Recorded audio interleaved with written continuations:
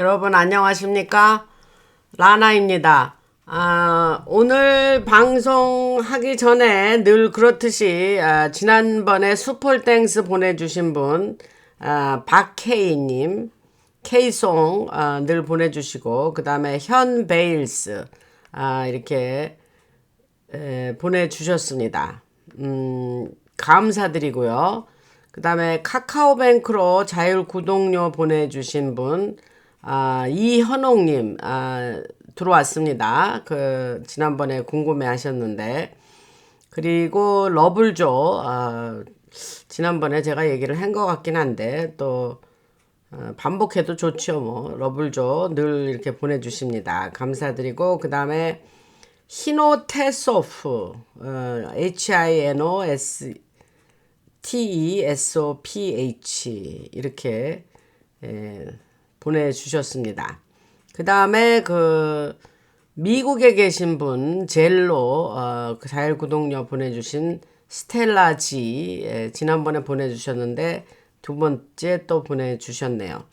그래서 스텔라지 감사드립니다. 제가 지난 방송에서 루디 줄리아니를 얘기를 했죠. 근데 루디 줄리아니가 를 비롯한 73명에 대해서 트통이 사면을 해줬죠. 근데 제가 지난 방송에서 얘기하면서 사면 만약에 이제 무죄라면 왜 사면이 필요하냐 이런 질문을 던졌고 그 다음에 범죄를 저지르지 않았다면 왜 사면이 필요하냐 이제 그 소리잖아요. 근데 만약에 모든 걸 합법적으로 했다면 왜 주 차원에서 유죄를 인정했나 이제 이런 얘기를 했습니다. 그래서 이 트통이 사면한 거는 연방 정부에서 기소한 죄에 대해서 사면해 준 거예요. 근데 만약에 이 사람들이 근데 그들은 연방 정부에서 기소한 내용보다는 각 주정부에서 기소를 당했거든요. 그런데 그거에 대해서는 트통이 사면한 거와는 무관하게 주정부에서의 기소되면 그거는 사면이 그거는 효과가 없습니다. 그러니까 그들은 아직도 주정부 차원에서 한 기소에 대해서는 다시 뭐 재판을 받고 또 이렇게 그거는 사면이 주정부 차원에서의 유죄는 사면이 효과가 없다 이 얘기를 지난번에 말씀드린 것 같은데 다시 한번 말씀을 드립니다. 트통 옆에 있던 사람들이 이제 지난 방송에서 말씀드렸지만 그 연장선상에서 거의 모두가 다 배반자들이었죠. 그래서 지난번에 루디 줄리아니 전 뉴욕 시장에 대해서 얘기를 좀 하고 이제 그만두었는데 오늘 그 사람에 대한 얘기를 계속 하겠습니다. 이게 굉장히 중요한 내용이기 때문에 계속 하겠습니다. 그래서 줄리아니가 지난번에 그라운드 제로에서 이제 9.11 사태가 발생하자마자 현장 통제권을 가지고 그 다음에 본인이 장소를 완전히 은폐하기 위해서 여러 가지 아주 잽싸게 일부 조사기관이 잔해해서 흔적을 검증하지 못하도록 아주 재빠른 행동을 취해서 그것을 구조물 철강 약 1200톤을 뉴저지에 옮기고 제철소로 옮기고 그런 일을 했다. 이제 이런 루디 줄리아니의 얘기를 했었습니다. 그래서 그것을 계속해서 얘기하면 9.11 당시 뉴저지에서 건물 붕괴 장면을 촬영하던 외국인 몇 명이 체포된 사건이 있었어요. 근데 그 이후에 해당 수사를 조용히 종결한 것으로 전해졌습니다. 그래서 이들은 이제 현금하고 여권들 등을 소지하고 있었는데 조사 후 조용히 석방돼서 본국으로 송환되었다, 이런 얘기를 말씀드릴 수 있습니다. 그래서 줄리안은 이후에 영국으로부터 기사 나이트, KNIGHT, 그래서 기사자기를 수여받았어요. 그게 뭘 잘했다고 그랬느냐? 9.11 대응 과정에서 공로로 인정받은 것 때문에 기사자기를 받았어요. 그러니까 뭐 아주 완벽한 딥스의 하수인 역할을 착실히 했죠. 그래서 이제까지 지난번과 합쳐서 이제 줄리아니가 얼마나 저들에게 저쪽 검은 모자 애들 협조해서 얼마나 일을 깔끔하게 잘 처리해 줬나, 이제 이런 얘기를 하는데, 줄리아니 얘기가 더 있습니다. 제가 사실은 요거를 멤버 전용 방송에서 할까 하다가 뭐 말을 좀 조심하면서 뭐 이 얘기는 모든 분들이 좀 알아야겠기에 이제 하고, 그 다음에 또 굉장히 폭발적인 내용이 있는데, 오늘 이 방송을 하고 바로 내일 제가 바로 하루 만에 멤버 전용 방송에 올릴까 하고 지금 원고를 써놨습니다. 그래서 그거는 오늘 방송 들으시면서 방송이 멤버 전용 방송에 올라가면 여러분들 구독, 좋아요, 알림 설정을 하셔야, 구독을 하셔야 멤버들한테 연락이 가는 것 같습니다. 유튜브에서. 그래서 너 멤버 전용 방송이 떴습니다, 이제 이렇게 여러분들한테 알려주면 이제 그거 갖고 멤버 전용 방송을 들어야지, 이렇게 되는 것 같아요. 그러니까 제가 오늘 요 방송 올리면서 바로 내일 멤버 전용 방송을 올리겠습니다. 그러니까 미리 방송 멤버이신 분은 잘 들으시고, 아직도 멤버 안 하신 분들 지금 이 방송 들으면서 멤버를 하시고 그 방송을 보시기 바랍니다. 이제 멤버 방송은 왜 하느냐 하면 유튜브가 매우 권합니다. 왜냐하면 멤버 아니신 분과 멤버이신 분의 이제 차별화를 하는 거겠죠. 그리고 저는 이제 멤버 방송을 이용해서 이제 조금 민감하고 좀 폭발적인 그런 내용들은 그냥 골라서 고기 방송에서 그렇게 광고 없이 진행을 하고 있습니다. 그러니까 과거의 멤버 방송 아직 안 들으신 분들은 가서 들어보시기 바랍니다. 그리고 줄리아니 얘기를 계속 하겠습니다. 그래서 2001년 9.11이 이제 9.11 사건이 일어난 날이죠. 그 다음에 이제 바로 다음 날 9월 12일 날 뉴욕 시장 관저 이름이 이제 그레이시 맨션인데, 거기에서 레리 실버스타인이라는 사람이 있어요. 그 사람을 만나서 35억 달러 규모의 보험금 지급 각본을 완전히 마무리했다고 합니다. 바로 다음 날.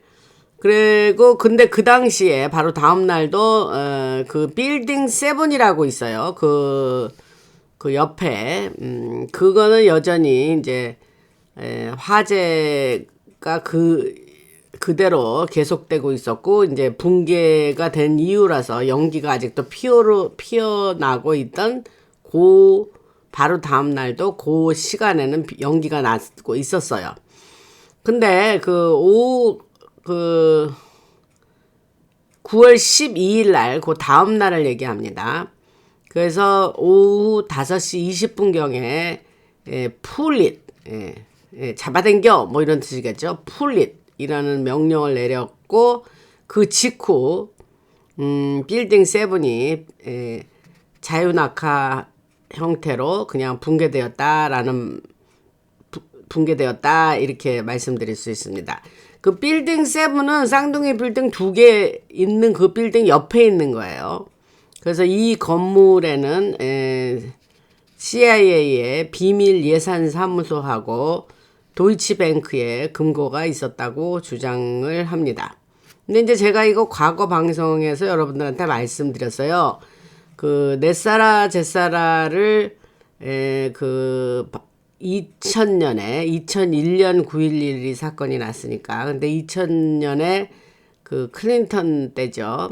그 넷사라 지사라 사인을 이제 하기로 클린턴이 서명을 하고 그 바로 1년 후에 9.11에 그거가 발효되고 그날 아침 9시에 그 알렌 그린스팬이라고 그때 페드 연준의 그 의장인 알렌 그린스팬이 발표를 하기로 돼 있었는데 그 9.11 사건이 났다 그랬죠. 근데 그때의 그 모든 그 자료와 많은 그 서류와 이런 거를 어디에다 보관해 놨었냐면 그 빌딩 7에 보관해 있었습니다. 그래서 과거 이런 거를 제가 방송에서 말씀드린 적이 있습니다. 그래서 빌딩 7은 아니 쌍둥이 빌딩이 뭐 무너져 내린 거는 뭐 그렇다 손 치지만 아는 그 옆에 독립적으로 멀쩡히 서 있던 빌딩이 왜 붕괴가 되냐고요. 여러분 그때 다 우리 이상하게 생각했죠. 근데 그런 또 사연이 있었다고 뭐 과거 방송에서 요거는 했던 얘기입니다.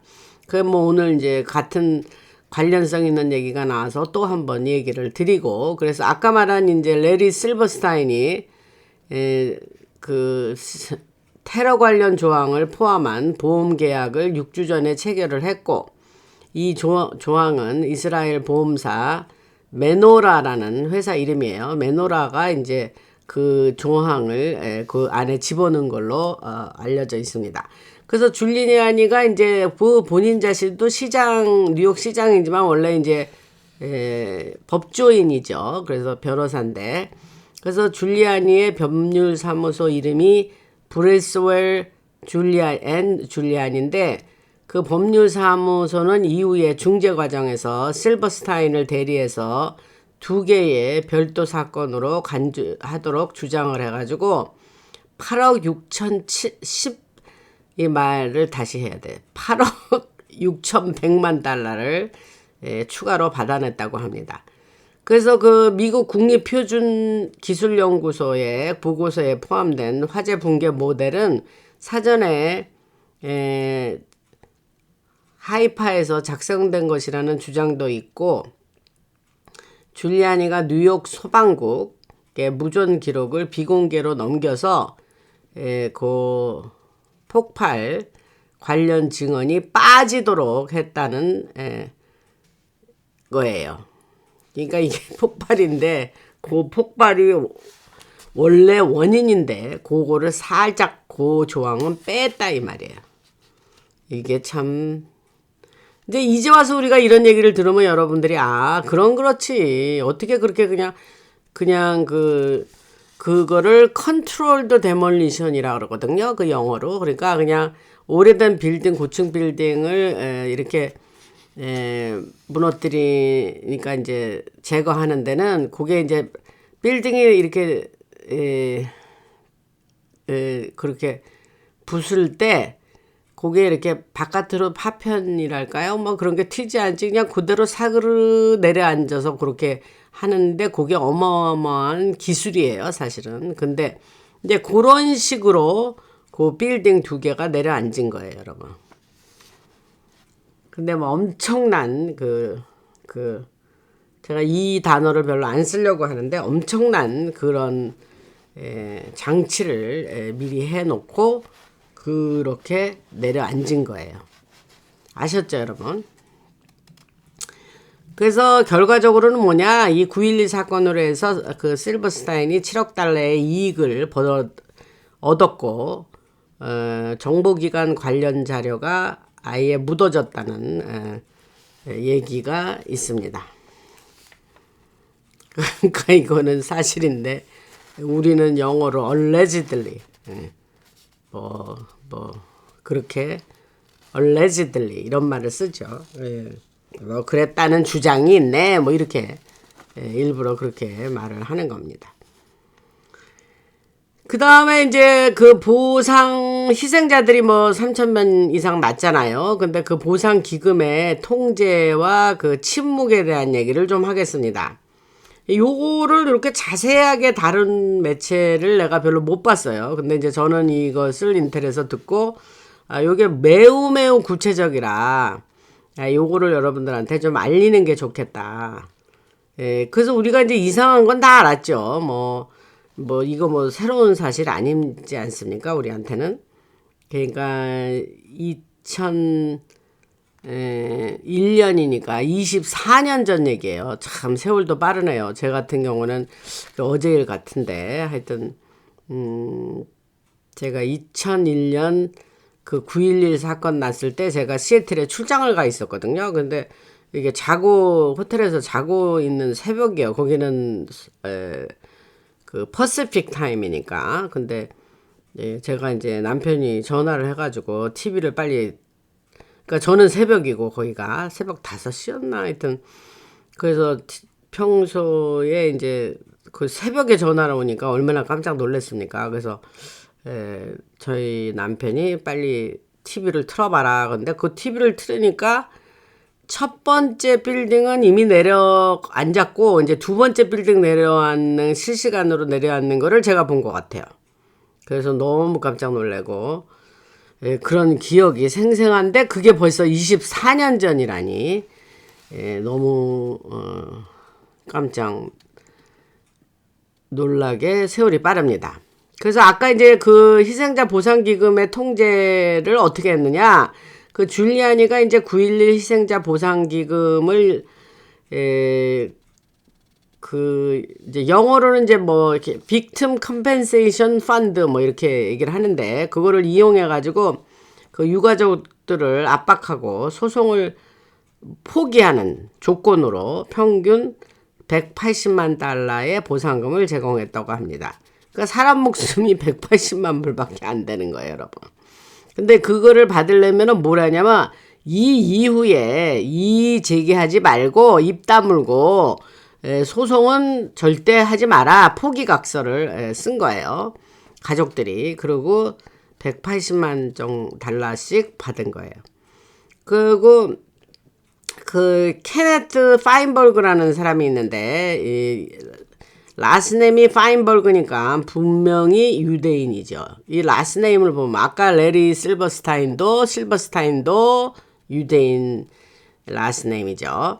그래서 그 케네트 파인버그를 특별 관리인으로 임명을 하고 그 DNA 증거가 있음에도 현장 증거 부족을 이유로 전체 청구의 97%를 기각한 것으로 되어 있습니다.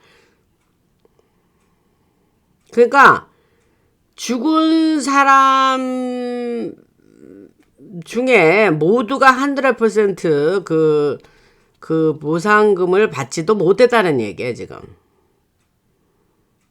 그 아침에 이제 사람들이 출근하기 전에 이렇게 그 출근을 이미 해서 이제 빌딩 안에 있었던 사람도 있고 출근을 하고 있는 그 시간이었거든요. 그러니까 그 사람들이 그 빌딩에서 일하는 사람들이 늘 이제 출퇴근을 하고 했지만은 그 장소에 그때 그 사람이 있었느냐 뭐 이제 이런 것도 논란이 있었겠죠.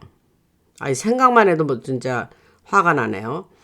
그래서 줄리아니의 그 법무법인 그 로펌이죠. 로펌은 행정수수료 명목으로 1,500만 달러를 받았고 그 서리에는 발언 금지 조항이 포함되어 있습니다. 그리고 켄털 피츠럴드 직원 중에 이스라엘 채권 공매도 포지션을 보유한 이들의 가족은 비밀 규정에 따라서 2배의 보상을 받았다는 말도 있습니다. 이 켄털 피츠럴드가 무슨 회사냐면요, 여러분. 지금 미국의 상무장관이 하월드 러트닉이거든요. 근데 그 러트닉이 CEO로 있었어요. 그 켄터 피츠럴드를. 그랬는데 그때의 그 러트닉은 요거를 한번 크로스 체킹을 해야 되는데 이제 제 기억으로는 그렇습니다. 근데 요거를 다음 만약에 이게 요 내용을 다시 한번 체크해서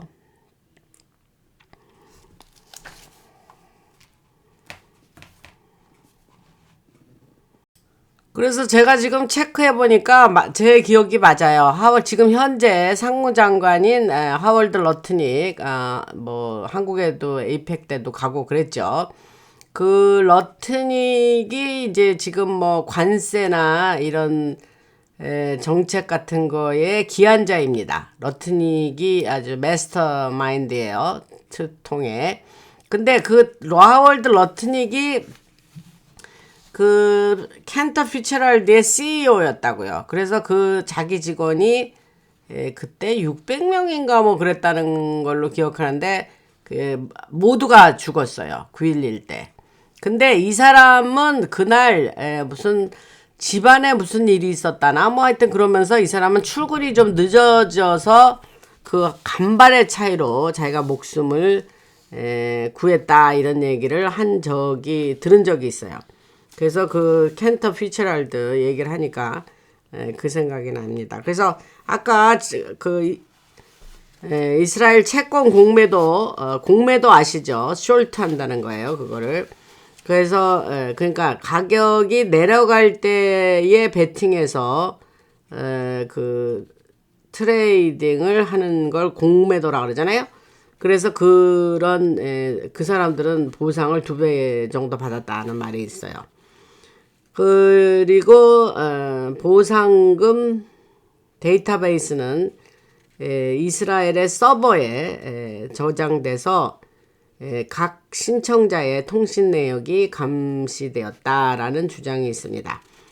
기가 막히죠, 여러분. 제가 이거를 지금 뭐 살살 지금 이렇게 지금 조심조심해서 얘기하는데 기가 막히죠, 여러분. 그래서 줄리아니의 마지막 조치가 뭐였는 줄 아세요, 여러분? 식별되지 않은 유해 2,300구를 스태튼 아일랜드에서, 스태튼 아일랜드가 이제 그 뉴욕의 5 보로 중에 하나거든요.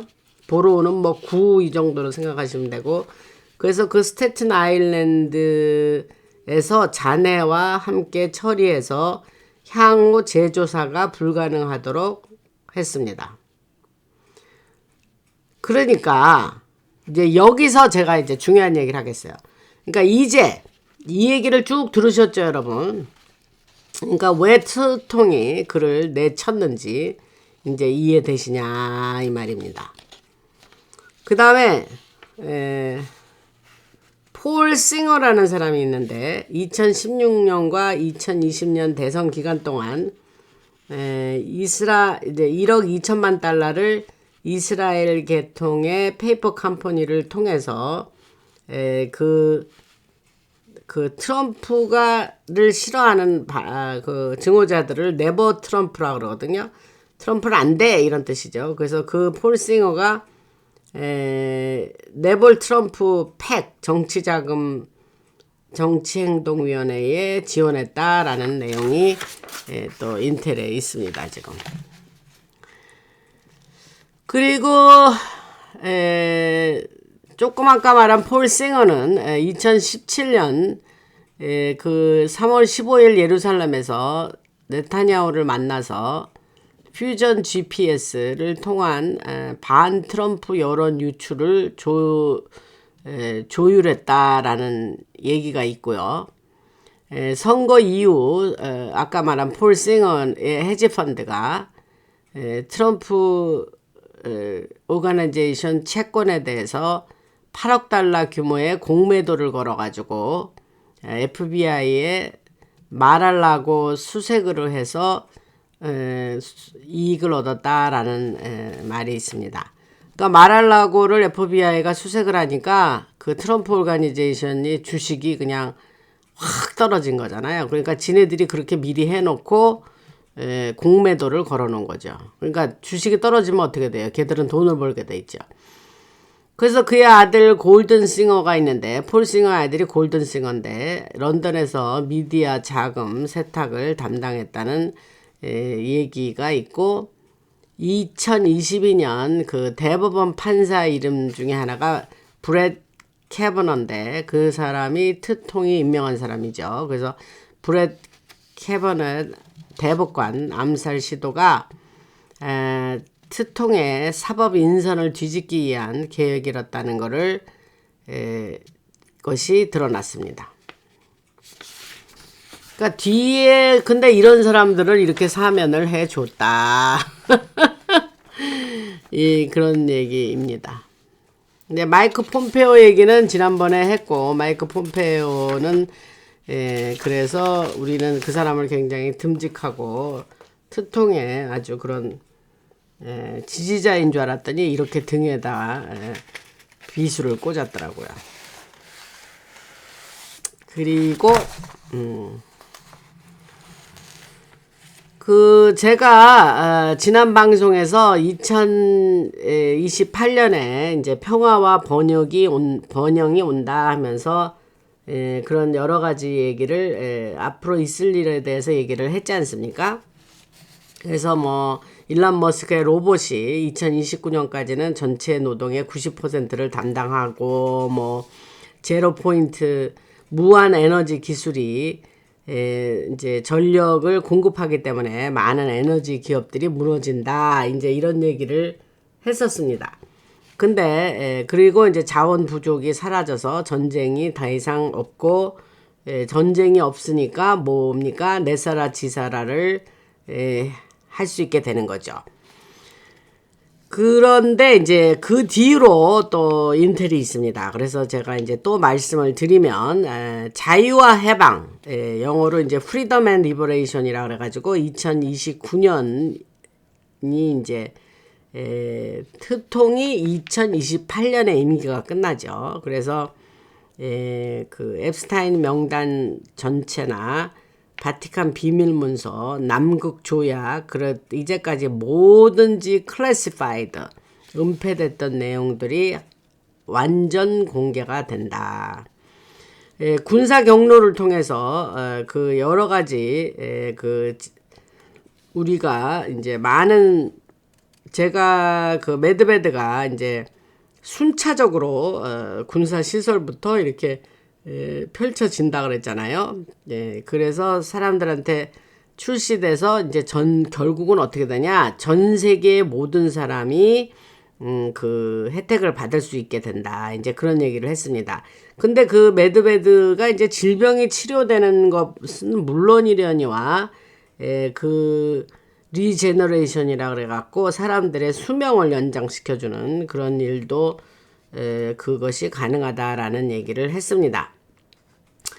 그 다음에 이제 뉴럴링크가 이게 이제 일론 머스크가 하는데, 이제 우리들은 뭐 이제 예수 믿는 사람은 이거를 뭐 666이다 뭐 이제 그러고 있죠. 근데 뉴럴링크는 이제 자유적으로 그게 이제 뭐 모든 사람이 그걸 맨데이트를 해서 뭐 이거를 다 해야 된다 이렇게 하면 이제 안 되지만, 만약에 뭐 눈을 못 보든지 뭐 귀를 못 듣든지 그런 어떤 장애가 있는 사람들한테는 그런 뉴럴링크 같은 걸 통해서 그것을 생활에 불편함이 없이 사용할 수가 있다 그러고, 그런 것도 좋다고 나는 뭐 그냥 장애로 살아갈래, 나는 그런 거 싫어 하는 사람은 안 해도 된다. 그래서 개인의 선택일 뿐이다. 그래서 많은 사람들이 이거를 큰 혜택을 준다 하더라도 원하지 않을 수도 있다, 이렇게 얘기하네요. 그 다음에 이제 왜냐하면 요거는 또 새로운 인텔인데 저는 이건 처음 들었어요. 근데 그런 뇌에다가 그런 임플란트가 없이도 그거 상관없이 비슷한 역할을 클라우드에 직접 연결할 수 있는 기술이 등장하기 때문에 꼭 그런 뉴럴링크나를 머리에다 임플란트를 할 필요가 없다, 이런 인텔이 있습니다. 하여튼 뭐 그런 임플란트는 뭐 기분 나쁜 일이죠. 저도 뭐 예수 믿는 사람이고 나는 이런 거는 별로 저도 별로 안 좋습니다. 근데 이런 거가 이제 앞으로 이런 일이 있을 거란 얘기를 미리 하지만 who knows? 그때가 돼 가봐야 아는 거죠. 예, 가면서 그때 따라서 우리가 성령께서 인도하셔서 우리가 기도하면서 이게 하나님이 좋아하시는 일인가 아닌가 뭐 이렇게 하면서 우리가 성령의 인도하심 따라서 그런 거를 취하든지 말든지 그렇게 해야 될 거라는 생각을 저는 지금 하고 있습니다. 그 다음에 이제 아까 말한 그 일론 머스크가 지금 로봇을 아주 그냥 올인하고 있죠. 로봇 생산에 그래서 2026년부터 옵티머스 그 생산이 아주 본격적으로 시작이 돼서 지금은 이제 그 뭡니까 그 파일럿 단계거든요. 그 시제품 뭐 그렇게 말씀드릴 수 있나요? 그래서 2030년까지는 10억대 규모로 확장된다. 그러니까 이제 가사 노동도 이제 도우미 하나 사서 집에서 가장 노동 시키고 이제 이런 시대가 온다는 거죠. 그럼 2030년이면 뭐 아직도 5년이나 남았는데 저는 그 아까 제가 지난번 방송에 얘기했지만 그 손가락의 세밀한 움직임이 사람 비슷하게 가려면 앞으로 뭐 7년 정도가 소요된다. 그런 내용을 어디서 읽었습니다. 그러니까 두고 봐야죠. 근데 이게 서플라이 앤 디맨드로 사람들이 만약에 많은 사람이 수요가 많다고 하면 서플라이 그것이 더 기술이 더 박차를 가하고 빨리빨리 더 발전이 되겠죠. 그래서 아까 말한 로봇가 생산이라든가 서비스 계통에서도 일을 하고 생산에서는 이미 뭐 현대차 같은 것도 이미 많이 로봇가 그 자동차 생산 공장에서 지금 뭐 어마하게 그 모든 인간을 대체해서 일을 지금 하고 있죠. 근데 그게 이제 거의 인간을 밀어내고 거의 모든 일에 이제 로봇이 투여되는 거고 그 다음에 이제 서비스. 근데 서비스업도 이제 로봇이 이제 사용이 된다는 거야. 그 다음에 행정 업무, 애드민스트레이션, 행정 업무도 로봇이 담당한다. 그러면 도대체 사람은 뭘 하냐? 일도 안 하고 뭘 하냐? 인류는 예술과 창조, 그 다음에 가족, 패밀리에 몰두하게 된다. 이거 이 얘기대로 되면 이거 지상낙원이네요. 그죠? 예술하고, 여러 가지 크리에이티브 워크, 그런 창조를 하고, 또 가족에 몰두한다. 이게 이제 아버지가 아침에 회사 가면은 저녁에 돌아오면 아이들은 다 자고 있고, 그러니까 가족이 글쎄 주말에나 시간을 좀 보내시는 분들이 아니면, 보내는 분들이 있겠지만, 주중에는 거의 가족들이 모여서 저녁을 다 같이 먹는다거나 이런 건 이미, 많은 가정이 못하고 있죠. 그래서 9 to 5라 그러고, 9시에 시작해서 5시에 일 끝나고 그 직장 생활 9시에 시작해서 5시에까지 일하는 그런 9 to 5 잡이라는 그런 일상 생활은 이제 과거지사가 된다 이렇게 얘기를 하네요. 그 다음에 이제 아까 리버레이션이라고 그랬는데 솔라 플래시 태양 플래시 같은 사건을 통해서 의식이 확장되고 우리들이 다 인류가 깨어나는 상태에 있기 때문에 아까 말한 그런 우리 과거 딥스의 노예로 살았던 그런 거는 과거지사가 된다. 근데 사람들이 지금 깨어나지 않은 사람은요. 자기들이 지금 그 딥스의 노예로 살아가고 있다는 사실조차를 지금 모르고 있어요. 여러분 아시죠? 그 다음에 이제 라나 방송 들으시는 분은 그나마 깨어있는 분들이에요. 그러니까 이런 방송을 듣지. 제 얘기 그냥 메인스트림 미디어에서 안 하기 때문에 이제 제가 이렇게 하는 얘기 들으면 세상에 이게 무슨 이게 지금 다 뭔 소린가 이러시는 분들이 있을 거 아니에요. 처음 들으시는 분은. 근데 뭐 말을 뭐 예를 들면 없는 얘기를 갖다가 뭐 창조를 해도 그렇게 어떻게 5년 이상을 줄기차게 창조를 할 수가 있겠습니까, 여러분? 저가 이제 와일햇 밀리터리에서 받는 인텔을 여러분들한테 전하고 있다. 이 말씀은 늘 간간히 드렸습니다. 그래서 우주 탐사와 확장이 일어나는데 특히 2027년 이후에 폭발적으로 전개된다. 그래서 트통이 대통령 일기 때 되자마자 우주군이라는 걸 만들었죠. 스페이스 포스. 그래서 그 알미 그러니까 육해 공군에다가 해병대 그다음에 우주군 스페이스 포스를 만들었는데 그거는 우주군은 그 로즈웰과 나치 벨 프로그램에서 역설계한 비행선을 공개하게 된다.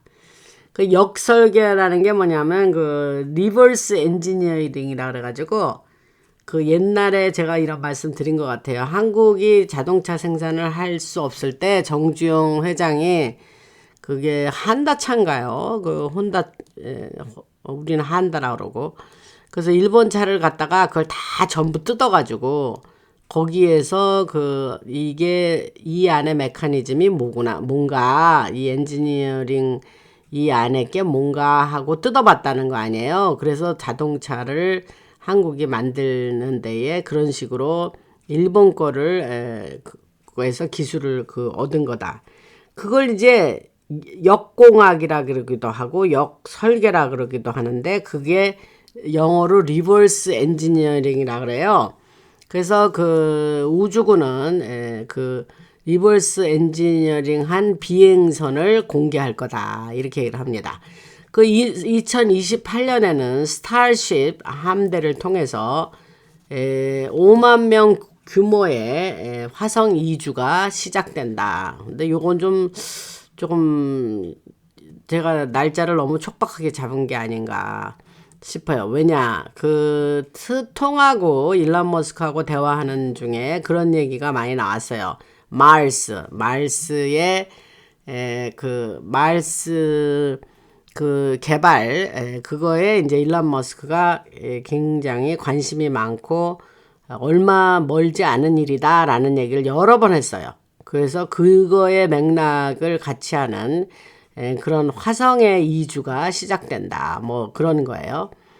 그 달 기지는 그 성간 그러니까 별들 사이를 얘기하는 거예요. 그래서 별들 사이에 추진체를 생산하는 제조 허브로 전환된다 합니다.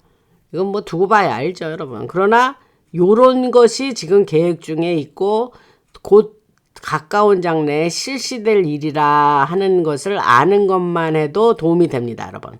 그래서 제가 이렇게 좀 복잡하지만 말씀을 드리는 거예요. 그래서 2030년에는 워프 추진선을 이용해서 프로키마 센타우리까지 도달하고 최초의 지구 밖의 연합이 형성된다. 그래서 소행성 채굴을 통해서 무한한 자원이 확보되고 은하 확장을 위한 재원이 된다. 그리고 그 인류는 1000개 별개를 이론적으로 확보해서 지구 바깥으로의 그 활동이 전개되고 우리가 그 바라보던 별들이 그렇게 그런 확장을 통해서 우리의 뭐라 그럴까 우리의 그 세계 안으로 들어온다 이렇게 생각하시면 됩니다. 이게 영어가 이게 한국말로 제가 여러분들한테 잘 이해시켜 드리기가 어떻게 조금 이렇게 좀 트리키한 부분이 있습니다. 그래서 결론은 뭐냐? 그 세상은 이제까지 우리가 살던 시대로 살지 않고 완전히 변한다. 그러니까 지금 나이 잡수신 분들 지금 정신 없으시죠? 뭐 저도 뭐 나이가 뭐 적은 사람이 아닌데, 저도 뭐 이제까지 일도 제 커리어가 있었고, 지금 뭐 은퇴한 지 좀 몇 년 됐죠. 근데 저는 모든 거를 이렇게 업데이트를 하고 사는 사람임에도 불구하고 요즘 뭐 AI 시대에 뭐 정신이 없습니다. 그래서 뭐 뒤처져서 뭐 뭐를 뭐 잘 모르고 그런다는 거는 아니지만 이게 너무 변하는 속도가 너무너무 빠르다. 그래서 이거를 우리가 계속 킵합을 안 하면은 이게 정말 이 세상에 살지만 너무 이렇게 정말 이 정신 똑바로 잡고 살아야지 되지 않을까 하는 생각을 합니다. 아이고, 제가 오늘 엄청 버벅거리네요. 죄송합니다.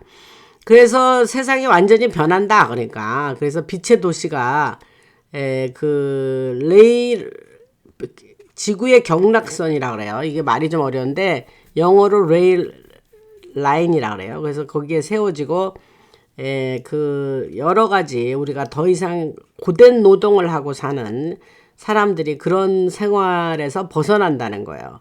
그래서 머스크의 로봇들이 어떤 그런 우리가 전환기를 지금 지나는 가운데에 로봇의 등장으로 그들의 역할로 해서 우리는 관리자로 로봇을 생산이나 서비스 행정 업무를 시키고 그거를 관리하는 관리자로서의 역할로 바뀐다.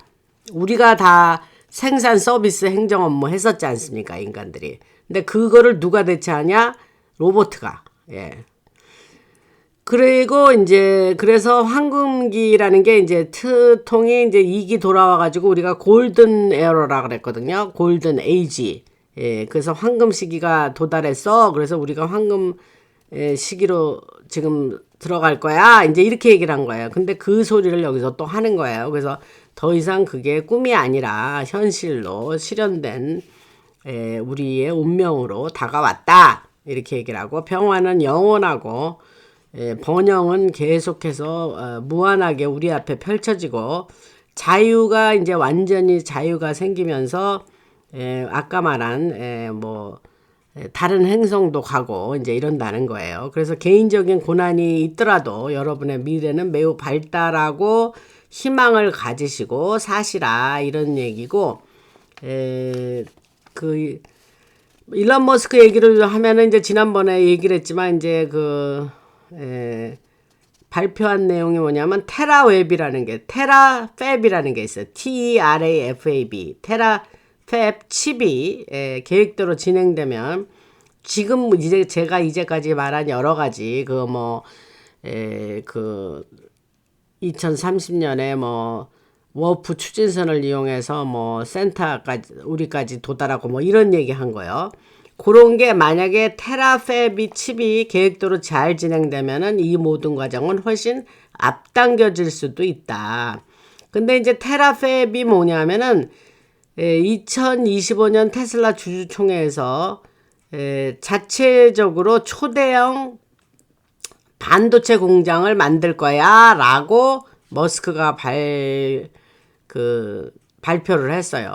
왜냐하면 반도체를 자기네들이 생산한 게 아니라 다른 데서 사가져와 가지고 거기다 의존했단 말이에요. 그런데 그렇게 테슬라가 그렇게 하면은 성장 한계가 있기 때문에 현재 칩이라는 게 TSMC라든가 삼성전자 그런 데서 의존을 하지만 그보다 훨씬 더 큰 규모로 초기 목표로는 한 달에 한 10만 개 정도, 그 다음에는 100만 개 이상 할 수 있는 대규모 반도체 공장을 만들겠다. 이게 테라팹이에요.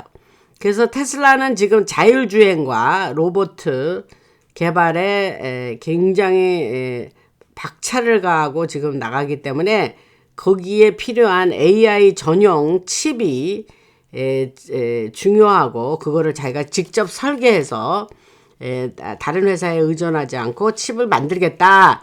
이게 테라팹입니다. 그래서 그게 만약에 잘 되면 그 대규모의 그 초대형 반도체 공장을 만드는 게 되는 거죠. 그렇게 돼서 그게 잘 되면은 뭐냐? 아까 말한 여러 가지 그 미래에 우리가 꿈꾸고 있는 여러 가지 일들이 앞당겨질 수 있다. 그런 얘기를 하는 거예요. 근데 제가 여기서 또 한번 리마인드를 해드리면 트통이 흰모자가 그 일론 머스크를 그 우주군을 비롯한 여러 가지 스페이스X라든가 지금 자기가 하고 있는 여러 가지 일에 우주군 그와 알라바마 헌스빌로 옮겼죠. 그거에 수장으로 일론 머스크를 세웠단 말이죠. 그 얘기는 진작 해드렸죠. 그래서 그거를 여러분들이 잊지 마시기 바랍니다. 그 다음에 이제 이거는 이제 이제까지 하던 얘기하고 좀 다른 얘기인데 좀 뜬금없지만 이제 요것도 또 인텔이에요. 그래서 말씀드리면 그 페니메이라는 게 있어요, 미국에는. 근데 이제 이거가 페니메이가 뭐냐면 연방 국립 모기지 협회예요. 그래서 주택 금융기관이죠. 그래서 2025년 11월 16일부터 최소의 신용점수 요건을 폐지한다고 밝혔어요. 그러니까 630이 미국에는 크레딧 스코어가 있습니다. 그래서 그 크레딧을 잘 싼 사람은 이자도 싸게 쓸 수 있고, 이 크레딧이 나쁜 사람은 이자가 굉장히 높고 이렇게 하면서 신용점수가 있잖아요. 한국도 마찬가지겠는데. 근데 그 최소 신용점수가 620인가 30인가 하여튼 그런 점수여야만 모기지를 얻을 수 있는데, 그 최소 신용점수 조건 자체를 없애버린 거다 이렇게 얘기를 했어요. 그래서 그게는 그건 뭐냐 이게. 그럼 그게 뭐가 지금 우리한테 중요한데 이제 이렇게 생각하시겠지만 그게 뭐냐면 이 사실로 인해서 뭐를 우리가 알 수 있냐면 그동안은 부채 기반 시스템에서 자산 기반 시스템으로 전환하고 있다는 신호다 이 말이에요. 그래서 그 여러분의 디지털 자산이라든가 스테이블 코인이라든가 토큰화된 보유 자산이 주택 구매 시에 담보로 인정될 수 있다는 거예요. 이거를 잘 알아두세요. 그래야 앞으로 다가오는 세상에서 여러분들이 뒤처지지 않고 맞아 나 방송에서 이런 얘기 들었어 그러고 그런 발표가 나면 놀라시지가 않겠죠. 그래서 아까 페니메이 말고 또 연방주택금융청이라는 거 있어요. FHFA는 이미 페니메이와 프레디맥에게 암호화폐를 주택담보대출 심사에서 유효한 자산으로 간주해라 라고 지시를 했다 그래요. 그러니까 그들은 달러를 파괴하는 게 아니라 다시 재설계, 리프로그래밍을 하고 있다.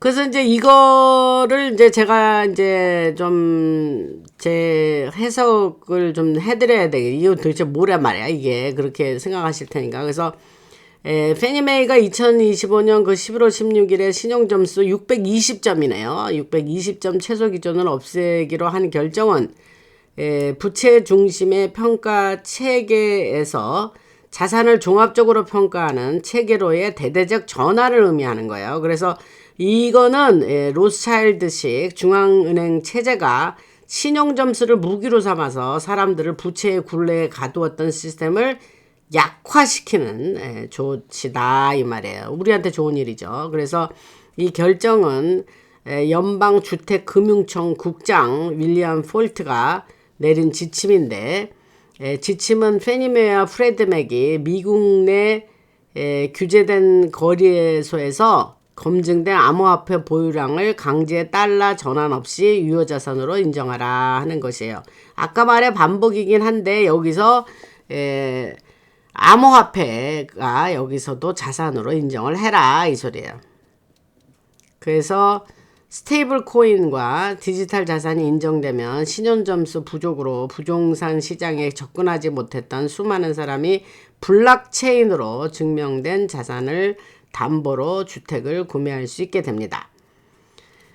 그래서 이런 변화는 은행과 중앙 권력이 독점했던 유동성 통제 구제를 해체하고 부채나 화폐 기반의 지배 구조를 약화시키면서 더 유동성 있게 집이 없던 사람은 이런 것도 사용해서 집도 살 수 있게 하겠다 이 말입니다. 그래서 신용에 이제 노예돼서 살았죠. 이제 우리 인류가. 미국은 심합니다. 그게 한국도 마찬가지겠지만, 그래서 신용 노예 제도가 결국 사라지고 주택 소유율이 높아지면서 암호화폐 자산을 통해서 세금 없이 부를 축적하게 되고, 가족이 세대를 넘어서 자산을 자유롭게 부모에서 자식으로, 또 이렇게 자식에서 뭐 손자 손녀 그 아래로 이렇게 자산을 물려주게 한다 이 뜻입니다. 트럼프의 그런 인사와 아까 말한 그 연방주택금융청의 개혁을 통해서 이런 거는 억압의 알고리즘이 아니라 자산이 자유를 결정하는 시대의 신호탄이 된다. 그래서 올드가드 이 딥스들이 장악하고 있던 그런 제도의 종말이 오고 사람들이 본래의 권리를 되찾는 새로운 시대의 시작을 의미한다 이렇게 얘기를 합니다. 그리고 이제 이거는 좀 다른 얘기인데 제가 1871년에 미국이 공화국에서 미국 주식회사로 바뀌었다 그랬죠. 그런데 그 얘기를 제가 2020년 8월 달에 제가 그 얘기를 터뜨렸죠. 그래서 저는 뭐 오랫동안 알고 있던 일인데 그게 또 뭔 새로운 사실도 아니건만 제가 알고 있던 얘기를 유튜브에서 해가지고 인터뷰할 때 그래서 많은 사람들이 깜짝 놀랐죠. 미국은 주식회사다. 미국 정부는. 그러니까 근데 이제 나중에 알고 보니까 그게 사실이었다는 걸 여러분들이 아셨죠. 그래서 그때 그거 제가 지금 그 얘기도 하고 하면서 되게 히트 쳤습니다. 이 말이 맞는 건지는 모르지만. 근데 이제 그게 1871년에 그렇게 된 거죠. 그랬다가 지금 제가 이제 또 지난 방송에서 새로운 뉴 리퍼블릭 신공화국에 대한 얘기를 했습니다. 그래서 그 얘기를 좀 더 할게요. 그래서 워싱턴 DC가 워싱턴 DC의 헌법 제1조 8항에 따른 연방특구, 워싱턴 DC 특구죠. 특별구란 말이에요. 그래서 연방특구 지위는 수십 년간 반독립적 세력으로 활용되어서 외교관계위원회나 빌드버그 그룹 같은 단체들의 통제되지 않은 활동을 가능하게 했습니다. 여기서 이제 Council on Foreign Relation이라는 게 이제 외교관계위원회고 CFR이라는 거예요. 그리고 빌드버그. 그래서 CFR이나 빌드버그는 딥스의 딥스가 만든 조직입니다. 그래서 이번 연방화는 대통령의 특통이죠. 직접적 권한을 재확립하여서 1871년 설립된 기업형 지방정부 구조로부터 자유로운 순수한 행정 중심지로서 DC가 되도록 하는 신공화국 설계도입니다. 무슨 말씀인지 아시죠? 그 뒤에 제가 뉴 리퍼블릭 얘기하면서 요거를 또 업데이트를 해드려야 될 것 같아서 말씀을 드립니다. 그래서 역사적인 전례는 1871년에 올가닉 액트 유기법으로 거슬러 올라가고 이는 DC를 외국 금융권 이해관계에 종속된 기업으로 변모시켰습니다. 그래서 DC가 여러분들 그냥 디스트릭트 오브 콜롬비아가 이게 그냥 미국 안에 존재하는 포린 소일이라고 그랬어요. 뭐 그게 그만큼이 외국이에요. 그래서 이제 잘 이해가 되실지는 모르겠지만 그래서 연방 통제를 통해서 이를 되돌리는 것은 해당 법인 설립 현장의 해체를 시작하고 연방 토지와 자산 전역에 대한 공화국 차원의 감사 가능성을 열어준다. 그래서 내부 관계자들은 이 과정이 2025년 4분기까지 신공화국의 공식 선언으로 이어지고 각 주가 양도되지 않은 영토에 대한 주권을 회복하는 결과를 낳을 것으로 지금 전망하고 있습니다. 그래서 요런 얘기를 가 이제 그 기사로 나왔기 때문에 제가 요 얘기를 과거에 제가 미국은 주식회사다 그랬으니까 그래서 그거를 업데이트하는 차원에서 말씀을 드립니다. 그 다음에 2022년에 플로리다 법원에 트통이 이미 플로리다 법원에 미국의 미국 주식회사를 파산 선고를 이미 했습니다. 그리고 지금은 뭐냐? 밀리터리 가버먼트라 그랬죠. 군사 정부라 그랬습니다. 그러니까 여러분들이 그거는 뭐 이제 과거에 얘기를 했지만 또 한참 지나면 또 그건 또 다 여러분들이 잊어버리시니까 다시 한번 주의를 환기시키기 위해서 결국은 뭐냐? 그러니까 뉴 리퍼블릭으로 미국은 뉴 리퍼블릭으로 재탄생한다. 더 이상 주식회사가 아니다. 이제 그 얘기를 하는 겁니다. 근데 저는 이제 그렇게 보죠. 뉴 리퍼블릭으로 재탄생하고 이러는 것 자체를 이제 트통이 미국인민이 다 알도록 그거를 공식 발표를 할 거라고 봅니다. 근데 그 발표를 하려면 어떤 일이 앞서야 되냐? 야, 그동안은 우리가 주식회사였어. 니네 그런 거 몰랐지? 근데 우리가 이러이러한 일을 1871년에 우리가 나라를 뺏긴 거야. 뭐 이러면서 그런 얘기가 다 선제돼야 하니 그런 얘기를 꺼내기까지는 해결돼야 될 문제가 그렇게 많은데 그 해결돼야 될 일을 지금 해결을 하고 있다. 이렇게 설명을 드리면 여러분들이 조금 이해가 되실런지는 모르겠습니다.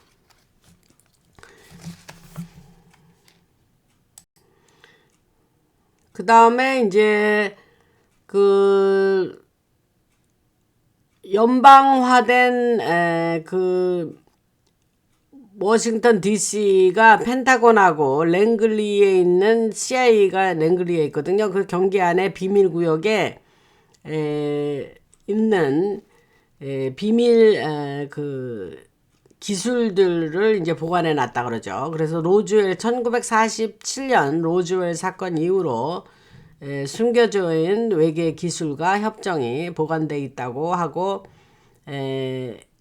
FBI는 딥스 충성파가 제거된 뒤에 인구 통제에 악용되었다고 알려진 그런 외계 협약을 설명하는 매제스틱 12 파일을 기밀 해제할 거라고 합니다.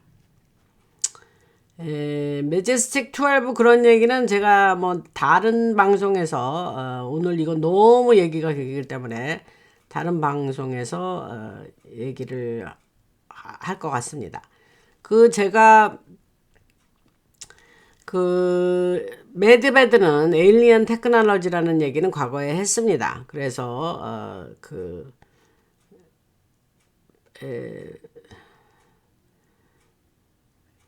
다음에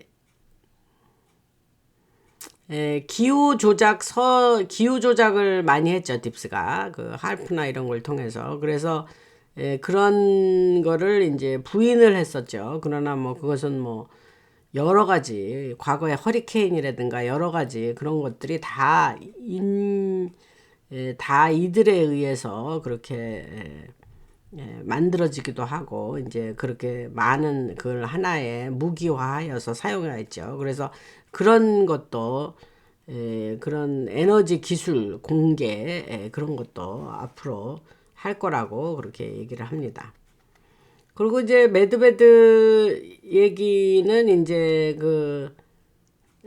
과거에 제가 요즘 최근 방송에서 여러 번 했기 때문에 요거는 뭐 같은 내용이 이면은 제가 안 하고 새로운 내용이면 조금씩 보태가면서 하는데 여기서 굉장히 여러분들이 저도 엄청 기다리는 아마 요 얘기를 하면서 제가 오늘은 결론을 낼 것 같은데 기다리는 일이 딱 뭐 여러 개가 있는데 그 중에 하나가 뭐냐면 그 존 F 케네디 주니어의 얘기입니다. 그래서 존 F 케네디 대통령의 아들이죠. 주니어란 말을 되도록 안 쓰려고 하는데 그래서 이제 앞으로 이제 뉴 리퍼블릭이 새로운 공화국이 생기면 그동안 우리 눈앞에서 보이지 않았던 많은 사람들이 이제 우리 앞으로 튀어나옵니다. 이제 저 사람이 살아 있었단 말이야? 뭐 이러면서. 근데 그런 사람들이 아주 매우 많아요, 여러분. 저는 지금 기다리고 있는 사람도 몇 사람이 있는데 그 사람들이 제발 살아 있으면 좋겠다. 그래서 그거를 이제 증인 보호 프로그램이란 말을 제가 과거에 했습니다. 그래서 이제 보호받고 있던 증인들이 복귀를 이제 하게 되겠죠. 그래서 뉴 리퍼블릭이 오면 거기에 누가 있느냐? 존 F 케네디 대통령의 아들이 있다. 그래서 1999년에 죽었다 알려져 있죠. 비행기 사고로. 근데 그 사람은 사실은 클린턴 진영이 뉴욕 상원 힐러리가 뉴욕 상원으로 나가려는데 그때 뭐 떼놓고 당상이 누구냐 하면은 케네디 아들이었단 말이에요. 그 사람은 그냥 나오기만 하면 그냥 다 뉴욕 사람들이 뽑아주는 케이스였는데 거기에 힐러리가 내가 뉴욕에서 출마할래 그래갖고 이게 알칸소 자기 기반인데 거기서 떡하니 뉴욕으로 이사 와가지고 자기가 상원 의원으로 나오겠다 그런 거예요, 힐러리가. 그러니까 뭐 아주 상대하기가 아주 어려운 강력한 주자였잖아요, 그 케네디 아들이. 그러니까 또 힐러리가 나오니까 어떻게 하겠습니까? 힐러리 또 앞에 있는 사람 또 제거하는 걸로 유명한데, 자기의 장애가 되는 사람들 제거하는 걸로 유명한데, 그래서 그거를 피하기 위해서 위장으로 그렇게 사라져 간 거죠. 이 단어를 좀 제가 조심해서 쓰고 있습니다. 그래서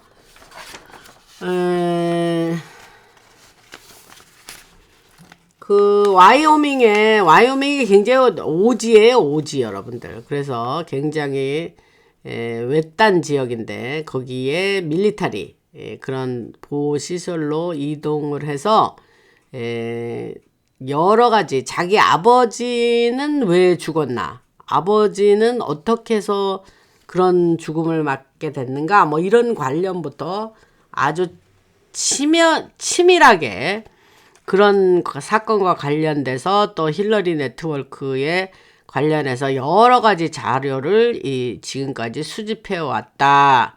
그래서 그런 우리 앞에 이제 그 주니어가 나타날 거다, 이 얘기가 인텔이 지금 나왔습니다. 그래서 저 이거 보고 너무 반가웠는데, 제가 이 주니어 얘기는 과거에 방송에서 여러 번 얘기했습니다.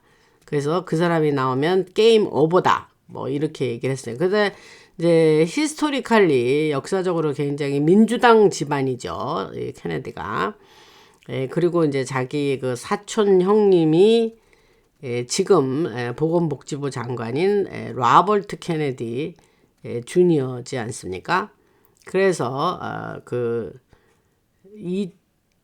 앞으로 나오면 존 F 케네디의 아들이 나오면 그 증언을 하고 클린턴과 부시 라인이 금본위제 억압과 그런 외계 기술 은폐에 어떤 역할을 했는지를 다 증언을 하고 밝힌다라는 얘기가 있습니다. 그래서 그이가 복귀하면 공화국이 재탄생되는 거로 생각하시면 된다 이래요. 그래서 트럼프 통해 메시지와 결합해서 그 주니어가 존 F 케네디 아들이 주니어가 나오면 대중의 지지를 확 끌어올리는 일이 될 거다. 그 주니어 얘기 조금 더 하고 이제 마칠 것 같은데, 과거의 정의 실현과 미래의 새로운 체계를 연결하는 인물로 묘사가 되고 있죠. 그래서 그 아버지가 이제 1963년에 죽었거든요. 근데 그 죽기 전에 실버 서티피켓, 은이에요. 실버, 은. 그래서 은본위를 하려고 그랬었죠. 그래서 나 할 거다 그랬는데 그쪽 이제 달라스 갔다 와서 난 할래 그러고 갔는데 달라스에서 이제 그렇게 죽게 됐죠. 그래서 그 1963년에 발행한 실버 서티피켓, 그 은 증서라 그럴까요? 그래서 그거 관련 행정명령은 통화 리셋을 예견한 거고, 그 2026년 그 연설에서 2026년이면 내년인데 빨리 우리 앞에 나타났으면 좋겠습니다. 그래서 거기 나와서 연설을 하고 오래된 질서의 마지막 장막을, 그 딥스의 마지막 장막을 걷어내는 결정타가 될 거다, 이런 얘기를 합니다. 얘기만 해도 가슴이 뛰는데요. 그래서 그 사람이 등장. 그래서 오늘은 뭐 그 정도, 요 정도 말씀드리고, 제가 오늘 방송 올리고 바로 내일 멤버 전용 방송을 올리겠습니다. 그러니까 잘 염두에 두셨다가 그 방송이 올라가면 보시기 바랍니다. 이미 멤버 하신 분은 보시면 되고, 또 과거에 멤버 나중에 멤버가 되셨는데 전에 멤버 전용 방송 가서 보시면 좋겠습니다. 왜냐하면 그게 뭐 한 달 전이고 15일 전이고 한 거지만 나중에 들어도 꼭 들으시면 좋겠는 내용입니다. 그리고 또 아직 멤버 안 하신 분들은 오늘 이 방송 들으면서 또 멤버 하셔서 가입하셔서 또 내일 올라가는 멤버 방송 들으시면 좋겠습니다. 그 굉장히 여러분들이 흥미로운 내용을 제가 거기다가 말씀을 드리겠습니다. 그리고 멤버 되신 분들하고 아무래도 멤버 되신 분들에게 뭐 혜택이 있어야 되고 또 그 차별화가 돼야 되기 때문에 멤버 전용 방송을 좀 해라 그렇게 하고 유튜브가 엄청 저에게 그 독려를 하고 있습니다. 그 차별화는 아무래도 필요한 거죠. 그러니까 그리고 멤버 하신 분들은 계속해서 그 후원해 주시는 것을 감사드리고, 오늘도 참 긴 방송 들으시느냐고 고생들 하셨습니다, 여러분. 그러니까 하여튼 뭐 계속해서 이런 인텔이 나오는 것도 참 저도 감사드리고 할렐루야 주님을 찬양하고, 여러분들 그 지금 마음을 단단히 잡수시고 지금 이 변화무쌍하고 정말 우리는 진짜 히스토리컬 모먼트에 살고 있습니다. 그래서 역사적인 순간에 살고 있는 우리들인데 앞으로 펼쳐지는 세상을 우리가 기대하면서 기도하는 마음으로 우리가 경거망동하지 말고 우리가 신중하게 삶을 책임져 가면서 우리가 주위 사람을 돌보고 돌아보고 우리가 그렇게 사셨으면 좋겠습니다. 라나였습니다.